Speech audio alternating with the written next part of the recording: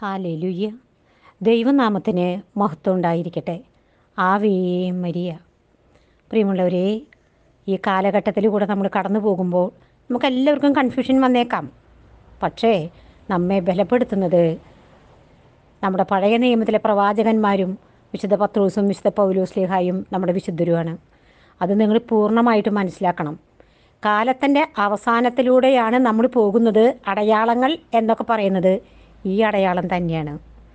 നിങ്ങൾ ഈ ലോകത്തിലാണോ നീ പ്രത്യാശ അർപ്പിച്ചിരിക്കുന്നത് എങ്കിൽ നീ മറ്റെല്ലാ മനുഷ്യരെക്കാൾ നിർഭാഗ്യവാനാണ്. Praise the Lord.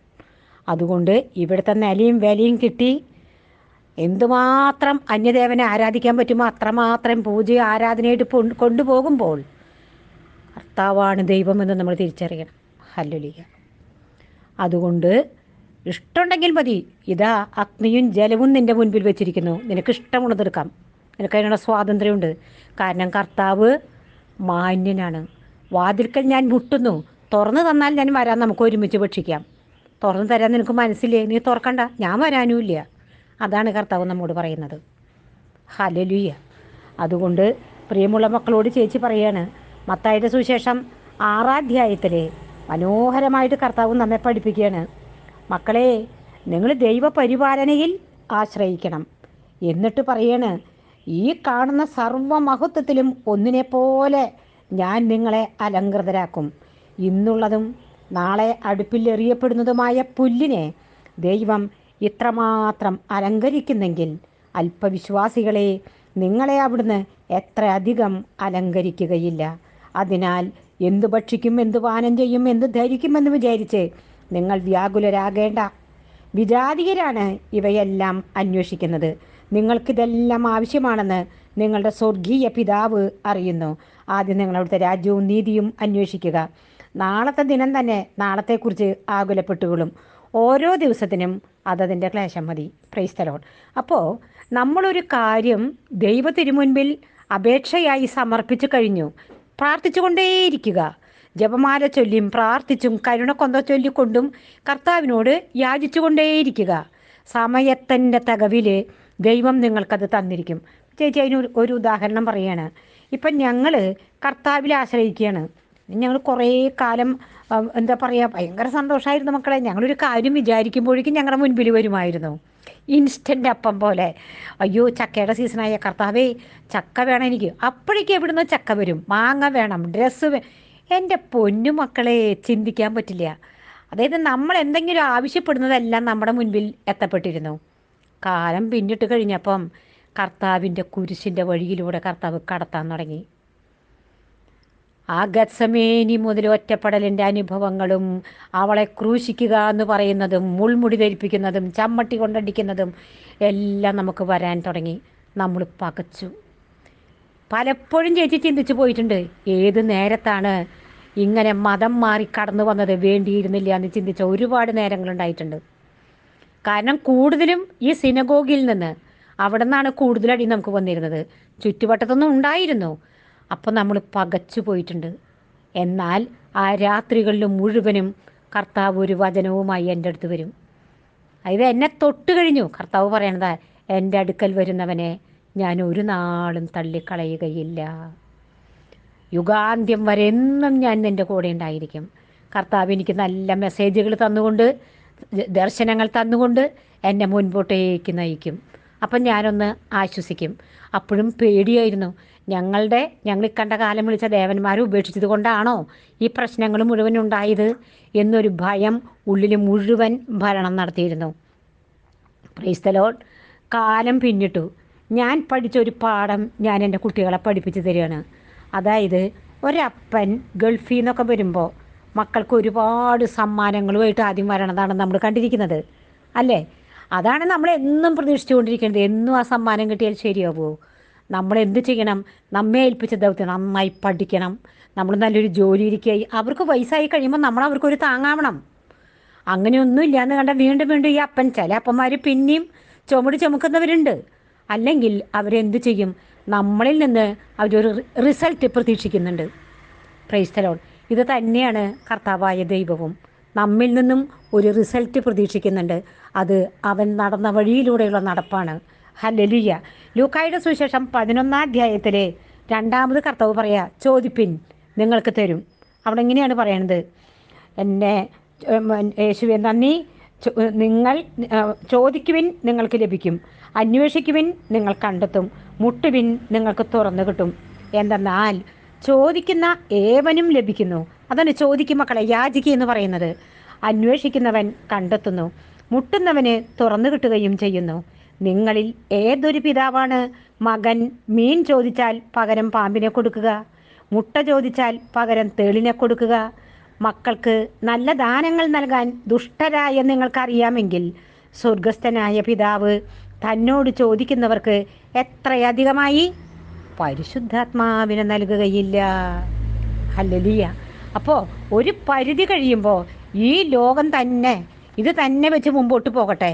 ഇവിടെ ഞങ്ങൾക്ക് നല്ല സുഖമായിട്ട് ജീവിക്കണം, ഞങ്ങൾക്കിവിടെ ഉന്നത സ്ഥാനം കിട്ടണം, കസേരകൾ കിട്ടണം, ഒന്നാമത്തെ ആളുകളാവണം. ഇപ്പോൾ ഒരിക്കൽ ചേച്ചി അതിനൊരു ഉദാഹരണമായിട്ട് പറയുകയാണെങ്കിൽ, പിന്നെ സുരേഷ് ഗോപി ജയിക്കുന്നു, നരേന്ദ്രമോദി കെട്ടിപ്പിടിച്ച് നിൽക്കുന്നു എന്നൊക്കെ ഞാനൊരിക്കൽ ഒരു ടോക്കിൽ പറയേണ്ടായി. അത് അക്ഷരം പ്രതി അതൊരു മെസ്സേജായിരുന്നു. ഞാൻ കണ്ടൊരു ചിത്രം ഞാൻ എൻ്റെ കുട്ടികളോട് പറയാണ്. എൻ്റെ അരികിലേക്ക് പ്രാർത്ഥിക്കാൻ വേണ്ടി കടന്നു വന്നിരുന്നൊരു കാലഘട്ടം ഉണ്ടായിരുന്നല്ലോ, ധാരാളം മക്കൾ. ഞാനിപ്പോൾ വിളിക്കാതെയാണ്, എനിക്ക് വേണ്ട, ആരും ഫോൺ വിളിക്കുകയും വേണ്ട, ഞാൻ ആരും വീട്ടിലേക്കും വിളിപ്പിക്കുന്നില്ല. നിങ്ങൾ ധ്യാന കേന്ദ്രങ്ങളിൽ പോയി ബൈബിൾ വായിച്ച് പ്രാർത്ഥിച്ച് ഇനി നിങ്ങൾ അങ്ങനെ ഞങ്ങളെപ്പോലുള്ള ഈ ടോക്കുകൾ ഞങ്ങനെ കേട്ടുകൊണ്ടിരിക്കുന്നുണ്ടല്ലോ. അനുഭവസ്ഥരാണ് ഞങ്ങൾ, അതിൽ നിന്നാണ് ഈ പറയുന്നത്. Price the Lord. അപ്പോൾ അല്ലാണ്ട് നിങ്ങൾ ആരും വഴിതെറ്റിക്കാനല്ല. അങ്ങനെ സുരേഷ് ഗോപി ജയിക്കുന്നു, വലിയൊരു എയർപോർട്ടാണ് ഞാൻ കണ്ടത്. അവിടെ അങ്ങനെ കെട്ടിപ്പിടിച്ച് നിൽക്കുകയാണ് നരേന്ദ്രമോദി. അപ്പോൾ എനിക്കറിയാമായിരുന്നു, ഞാൻ പറഞ്ഞത് ടോക്കിൽ ഞാൻ പറഞ്ഞിരുന്നു, LDF-കാർ ഇവിടെ വന്നതിനോട് ചോദിക്കും എപ്പോഴും, ചേച്ചി ഇപ്രാവശ്യം ആര് ജയിക്കുന്നു? ഞാൻ പറഞ്ഞ ഇപ്രാവശ്യം കിട്ടാൻ പോകുന്നത് UDF-നാണെന്ന്. അപ്പോൾ അവർ പറഞ്ഞ കേന്ദ്രത്തിലെന്താ സംശയം, മോഡി സർക്കാർ തലപ്പത്ത് തന്നെ കയറുന്നു. അപ്പോൾ ഇവരെന്നോട് ചോദിച്ചു സത്യമാണോ? പിന്നെന്താ സംശയം? തൃശ്ശൂർ സുരേഷ് ഗോപിയാണെന്ന് ഞാൻ മുന്നമേ പറഞ്ഞിരുന്നല്ലോ എന്ന് ഞാൻ അവരോട് പറയേണ്ടായിട്ടുണ്ട്. അപ്പോൾ എൻ്റെ കുട്ടികളൊന്ന് ചിന്തിച്ച് നോക്കൂ, അത് അക്ഷരം പ്രതി അങ്ങോട്ട് നടന്നു. കാരണം വരാൻ പോകുന്ന കാര്യങ്ങൾ ദൈവം മുന്നമേ കുട്ടി അറിയാത്തതൊന്നും നമ്മുടെ ജീവിതത്തിൽ നടക്കുന്നില്ല. ഇപ്പോൾ ഞാൻ വിശ്വസിക്കുന്നു, ഈ തൃശ്ശൂർ നിങ്ങൾ ആലോചിച്ചൊക്കെ കൂടുതൽ പള്ളികളും കൂടുതൽ ധ്യാന കേന്ദ്രങ്ങളും ഉള്ളതാ. എന്നിട്ടും തൃശ്ശൂർ സുരേഷ് ഗോപി എന്തെങ്കിലുമൊക്കെ ചെയ്യുമെന്ന് കണ്ടുകൊണ്ടായിരുന്നിരിക്കണം എല്ലാവരും വോട്ട് ചെയ്ത്. അത് പിന്നെ BJP-കാരുടെ മാത്രമല്ല എന്ന് നമുക്ക് മനസ്സിലായി, അത് LDF-കാരുടെയും UDF-കാരുടെയും എല്ലാ വോട്ടുകളും ഉണ്ട്. അപ്പോൾ അവർ എന്തൊക്കെയോ ഞങ്ങൾക്ക് കിട്ടും എന്ന് കണ്ടുകൊണ്ട് പുള്ളിക്കാരനെ ജയിപ്പിച്ചിരിക്കുകയാണ് എല്ലാവരും കൂടെ. അപ്പോൾ അതിൽ നിന്ന് ഒരു കാര്യം കൂടി നമുക്ക് മനസ്സിലാക്കാം. പുള്ളി അങ്ങനെ ഓരോ ഇപ്പോൾ കണ്ടു, അമ്പലങ്ങളായ അമ്പലം മുഴുവൻ ചുറ്റി, ഇവിടെ നിന്നൊരു ദൈവമാണെങ്കിൽ അവിടെ വേറെ ദൈവം, പിറ്റേ ദിവസം വേറെ, അങ്ങനെ പുള്ളി പ്രാർത്ഥിക്കുകയാണ്. ആ പ്രാർത്ഥിച്ചു കൊണ്ടിരിക്കുമ്പോൾ നിങ്ങളൊരു കാര്യം മനസ്സിലാക്കുക, എന്താ വെച്ചാൽ ഇത് കാണുമ്പോൾ ദൈവമേ എന്നാൽ ഞങ്ങളും ഈ വഴിക്ക്, നിങ്ങളുടെ കുടുംബങ്ങളിലേക്ക് അടി വരാൻ വേറെ ഒന്നും വേണ്ട. കർത്താവിൻ്റെ വചനം പറയാണ്, നിങ്ങളെത്ര കാലം 2 വഞ്ചിയിൽ കാൽ വയ്ക്കും?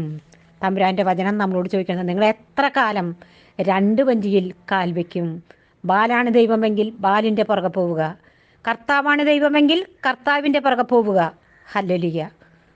അത് കർത്താവ് നമ്മളോട് ആവർത്തിച്ച് പറയുന്നതാണ്. നീ നിൻ്റെ ദൈവമായ കർത്താവിനെ പൂർണ്ണ ഹൃദയത്തോടും പൂർണ്ണാത്മാവോടും പൂർണ്ണ ശക്തിയോടും കൂടെ സ്നേഹിക്കുക, അവനെ മാത്രം ആരാധിക്കുക. ഹല്ലേലൂയ.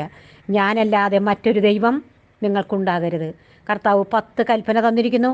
അതിലൊരു പ്രധാനപ്പെട്ട ഏറ്റവും ഒന്നാമത്തെ കൽപ്പനയാണത്. ഹല്ലേലൂയ. നിങ്ങൾ ഈ ലോകത്തിലാണ് പ്രത്യാശ അർപ്പിച്ചിരിക്കുന്നതെങ്കിൽ നിങ്ങൾ മറ്റെല്ലാ മനുഷ്യരെക്കാൾ നിർഭാഗ്യവാന്മാരാണ്. അതുകൊണ്ട് ഉറച്ചു നിൽക്കുക, ഭയപ്പെടാതിരിക്കുക.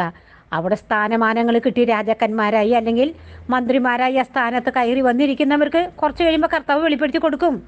സുരേഷ് ഗോപിയൊക്കെ പള്ളിയിലും കയറിയ ഒരാളാണ്. അതുകൊണ്ട് മാതാവിന് കിരീടമയ്ക്കൊക്കെ ചെയ്തതാണ്. അതുകൊണ്ട് പുള്ളിക്കാരൻ കുറേ കഴിയുമ്പോൾ നമ്മളൊക്കെ പ്രാർത്ഥിക്കുന്നുണ്ട്. കുറേ കഴിയുമ്പോൾ ചിലപ്പോൾ ആ സത്യം കണ്ടെത്താൻ ദൈവം ഇടവരുത്തുമായിരിക്കാം. ഹല്ലേലൂയ. ആ സത്യം കണ്ടെത്തി കഴിയുമ്പോൾ അവർക്കറിയാതെയാണ് അവരത് ചെയ്യുന്നത്. സത്യം കണ്ടു കഴിയുമ്പോൾ അവരും തനിയെ വന്നുകൊണ്ട് എൻ്റെ കർത്താവേ എൻ്റെ ദൈവമേ എന്ന് വിളിക്കാൻ ദൈവം ഒരു കാലം ചിലപ്പോൾ അവർക്കും അവരുടെ മേലും കരുണ ചൊരിഞ്ഞേക്കും. നമുക്കവർക്കൊക്കെ വേണ്ടി പ്രാർത്ഥിക്കാനേ പറ്റുള്ളൂ. കാരണം പിതാവിൽ നിന്ന് വരം ലഭിക്കാതെ ഒരുവനും എൻ്റെ അടുത്ത് വരുന്നില്ല എന്നാണ് കർത്താവ് പറയുന്നത്. അതുകൊണ്ട് അവരെയും ഞങ്ങളെയൊക്കെ എങ്ങനെയാണ് തൊട്ടത്? ഞങ്ങളിങ്ങനെ നടന്നിരുന്നവരല്ലേ. ആരുടെയൊക്കെയോ പ്രാർത്ഥന കൊണ്ടോ പുണ്യം കൊണ്ടോ ഞങ്ങളെയും ദൈവം ഇങ്ങനെ തൊട്ടിരിക്കുന്നു. അതുപോലെ ഒരു നാൾ ഇവരെയും തൊടണം. അതിനെന്ത് വേണം? നിങ്ങളുടെ ഓരോരുത്തരുടെയും പ്രാർത്ഥനയും വേണം, നിങ്ങളുടെ ഓരോരുത്തരുടെയും പ്രവർത്തനങ്ങളും വേണം. Price the Lord. ഇതേ കുഴപ്പമൊന്നുമില്ല. അയ്യോ ഞാൻ പറഞ്ഞാൽ എന്താവും, മറ്റവർ പറഞ്ഞാൽ എന്താവും എന്ന് വിചാരിച്ച് ഭയപ്പെട്ടിരുന്നാൽ ഇവരെങ്ങനെ ദൈവത്തെ അറിയും? അതുകൊണ്ട് പറയാൻ ഓരോരുത്തനും കടപ്പെട്ടിരിക്കുന്നു. ലോകം മുഴുവൻ പോയി സകല സൃഷ്ടികളോടും സുവിശേഷം പ്രസംഗിക്കുവൻ. കർത്താവിൻ്റെ വചനമാണത്. അതുകൊണ്ട് നമ്മുടെ ഭരണാധികാരിയായി വന്നിരിക്കുന്നു തൃശ്ശൂർ ജില്ലക്കാരുടെ പ്രത്യേകിച്ച് നമ്മൾ എന്ത് ചെയ്യണം? ഓരോ ജപമാല നമുക്ക് സുരേഷ് ഗോപിക്ക് വേണ്ടി സമർപ്പിച്ച് പ്രാർത്ഥിക്കാം. മോഡി സർക്കാരിനും വേണ്ടി പ്രാർത്ഥിക്കാം. പ്രാർത്ഥിച്ചുകൊണ്ടിരിക്കും നിങ്ങൾ. അല്ലെങ്കിൽ നിങ്ങളൊന്ന് ആലോചിച്ച് നോക്കൂ, അന്ന് കാലത്ത് ഫറവോ വീണ്ടും വീണ്ടും വീണ്ടും കഠിന ഹൃദയനാവുമായിരുന്നു. പക്ഷേ ആ കൊട്ടാരത്തിലാണ് മോശ വളർന്നത്. അപ്പോൾ കർത്താവിൻ്റെ പദ്ധതിയൊന്നും നമുക്കറിയില്ല. കർത്താവിന് ഓരോ പദ്ധതിയുണ്ട്, ഓരോ നിയോഗമുണ്ട്. അത് കർത്താവ് ചെയ്തോളും. ഹല്ലേലൂയ. യേശുവേ നന്ദി.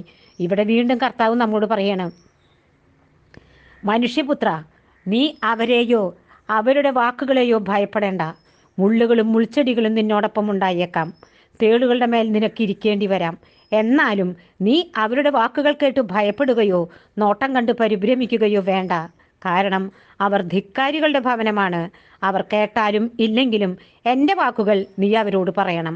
കാരണം അവർ ധിക്കാരികളുടെ ഭവനമാണ്. ആരോട് പറയാനാണ് കർത്താവ് പറഞ്ഞിരിക്കുന്നത്? അവർ മർക്കടമുഷ്ടികളും കഠിന ഹൃദയരുമാണ്. അവരുടെ അടുത്തേക്കാണ് നിന്നെ ഞാൻ അയക്കുന്നത്. ചെന്നായ്ക്കളുടെ ഇടയിലേക്ക് ചെമ്മരിയാട് പോണ പോലെ നിന്നെ ഞാൻ വിട്ടേക്കുന്നത്, ആട്ടുംകുട്ടിയുടെ പോലെ. നീ പോയി പറയ്. അങ്ങനെ കേട്ട് കഴിയുമ്പോൾ സുവിശേഷം യേശുവിനെ കുറിച്ചുള്ള പ്രസംഗത്തിലൂടെയാണ് ആളുകൾക്ക് വിശ്വാസം വരുന്നത്. നമുക്ക് പറയാൻ കടമയുണ്ട്, നമ്മളത് പറഞ്ഞേക്കണം. അങ്ങനെ നമ്മളത് പറയുന്ന അവർക്കത് അറിയാതെയാണ്. അറിയുമെങ്കിൽ അവരത് ചെയ്യുമോ? ചെയ്യില്ല. നമ്മൾ അവർക്ക് വേണ്ടി പ്രാർത്ഥിക്കാൻ കടപ്പെട്ടിരിക്കുന്നു.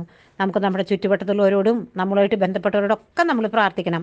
ഇങ്ങനെ കർത്താവിൻ്റെ വചനം ബാറൂക്കിൻ്റെ പുസ്തകം 6-ാം അധ്യായം, ജനതകൾ അവയെ ഭയപ്പെടുന്നു, ജനതകളെപ്പോലെ ആകാതിരിക്കാൻ ശ്രദ്ധിക്കുവിൻ. ഈ ദേവന്മാരുടെ മുൻപിലും പിൻപിലും നിന്ന് ജനക്കൂട്ടം ആരാധിക്കുന്നത് കാണുമ്പോൾ നിങ്ങൾക്ക് അവയോട് ഭയം തോന്നരുത്. എന്നാൽ നിങ്ങൾ ഹൃദയത്തിൽ പറയണം, കർത്താവേ, അങ്ങയെയാണ് ഞങ്ങൾ ആരാധിക്കേണ്ടത്. എൻ്റെ ദൂതൻ നിങ്ങളുടെ കൂടെയുണ്ട്, അവൻ നിങ്ങളുടെ ജീവൻ കാത്തു സൂക്ഷിക്കുന്നു. Price the Lord. ജെറേമിയ പുസ്തകം 2-ാം അധ്യായത്തിൽ കർത്താവ് പറയാണ്, പിന്നെ യേശുവേ നന്ദി. എന്തെന്നാൽ എൻ്റെ ജനം 2 തിന്മകൾ പ്രവർത്തിച്ചു. ജീവജലത്തിൻ്റെ ഉറവയായ എന്നെ അവർ ഉപേക്ഷിച്ചു. ജലം സൂക്ഷിക്കാൻ കഴിവില്ലാത്ത പൊട്ടക്കിണറുകൾ കുഴിക്കുകയും ചെയ്തു. അതുകൊണ്ട് ചേച്ചി ആദ്യം പറഞ്ഞത് ഒരു വാക്കും കൂടെ വീണ്ടും പറയാണ്. അവർക്കറിയാതെയാണ്. അജ്ഞതയുടെ കാലങ്ങൾ ഞാൻ കണക്കിലെടുക്കുകയില്ല. എന്നാൽ അറിഞ്ഞുകൊണ്ട് ഇതൊക്കെ കാണുമ്പോൾ ഇതങ്ങോട്ട് നേടിയെടുത്തതിനെ ഉപേക്ഷിച്ച് കളഞ്ഞ് വീണ്ടും നമ്മൾ ഈ വഴിയിലേക്ക് പോകുമ്പോൾ നമ്മൾ ഓർക്കുക, നമുക്ക് അപകടം കെണി പോലെ പതിയിരിക്കുന്നു എന്നുള്ളത്. രണ്ടാമത്തെ ഒരു പോയിൻ്റ്, നമ്മൾ ആദ്യം ഇങ്ങനെ പ്രാർത്ഥിച്ചുകൊണ്ടിരിക്കുമ്പോൾ നമുക്ക് എല്ലാം കിട്ടിയേക്കും, എന്തൊക്കെയോ തരുന്നത് പോലെ തോന്നും. പിന്നീട് ദൈവം ആത്മാവിൻ്റെ മക്കളാക്കി തീർക്കണമെങ്കിൽ ചോദിക്കുവിൻ, നിങ്ങൾക്ക് ലഭിക്കും, എത്രയോ അധികമായി. എന്ത്? പരിശുദ്ധാത്മാവിനെ തരും. പരിശുദ്ധാത്മാവിൽ നിറഞ്ഞ് കവിഞ്ഞു കഴിയുമ്പോൾ നമ്മൾ പ്രാർത്ഥിക്കുന്ന മക്കളായി തീരും, സഹിക്കുന്ന മക്കളായി തീരും. നമ്മുടെ ആവശ്യങ്ങളും ആഗ്രഹങ്ങളും കുറയും. നമ്മുടെ ആത്മാവ് എവിടെ പോകണം എന്ന് നമ്മൾ ചിന്തിക്കും. ഞാനിന്ന് മരിച്ചാൽ എൻ്റെ ആത്മാവ് എവിടെയാണ്? ആ ഒരു ചിന്ത എപ്പോഴും നമ്മുടെ മനസ്സിൽ ഉണ്ടായിരിക്കണം. ഇപ്പോൾ ചേച്ചിയുടെ ഹസ്ബൻഡൊക്കെ നമ്മൾ ചിന്തിക്കുക പോലും ചെയ്യാതെയോ ഒറ്റ ഒരു ഇതിൽ ആളങ്ങോട്ട് മരിച്ചുപോയി. അതുപോലെ നാളെ നമ്മുടെ ജീവനും ലോകത്തിൻ്റെ ഈ ഭാഷയുമായിട്ട് പോയി കഴിഞ്ഞാൽ, നമ്മൾ അലക്സാണ്ടർ ചക്രവർത്തിയെക്കുറിച്ച് കേട്ടു. പുള്ളിക്കാരൻ മരിച്ചു പോകുമ്പോൾ പറഞ്ഞു അത്ര, എൻ്റെ 2 കൈയും എൻ്റെ മഞ്ചയുടെ പുറത്തിടാൻ. കാരണം ഞാൻ ഒന്നും ഇവിടുന്ന് കൊണ്ടുപോകുന്നില്ല എന്ന്, ഞാൻ വെറും കയ്യാലേ പോകണമെന്ന്. ഈ 6 അടി മണ്ണ് എന്ന് പറഞ്ഞാൽ ഇപ്പോൾ 6 അടി മണ്ണും ഇല്ല, അവിടെ കൊണ്ടുപോയി കത്തിക്കുക. കല്ലറയിലായാലും, ഞങ്ങളിപ്പോൾ വെച്ചത് കല്ലറയിലാണ്, ആ കല്ലറയിൽ മണ്ണുണ്ടോയെന്ന് പോലും നമ്മൾ സംശയിക്കേണ്ടിയിരിക്കണോ. അതിൻ്റെ ഉള്ളിലേക്ക് അങ്ങോട്ട് വെച്ചാൽ അവിടെ എവിടെ 6 അടി ഒന്നുമില്ല. അപ്പോൾ അത്രയ്ക്കായി മാറിക്കഴിഞ്ഞു, കത്തിക്കുകയാണ് ചെയ്യുന്നത്. നമ്മുടെ ആത്മാവ് എത്തേണ്ട അടുത്തേക്ക് എത്തുന്നു. നമുക്കൊക്കെ ഇഷ്ടമുള്ള പോലെ ഇവിടെ ജീവിക്കാം. എന്താ അങ്ങനെ ജീവിക്കാത്തതിൻ്റെ പിന്നിലത്തെ കാരണം സ്വർഗവും നരകവുമുണ്ട്.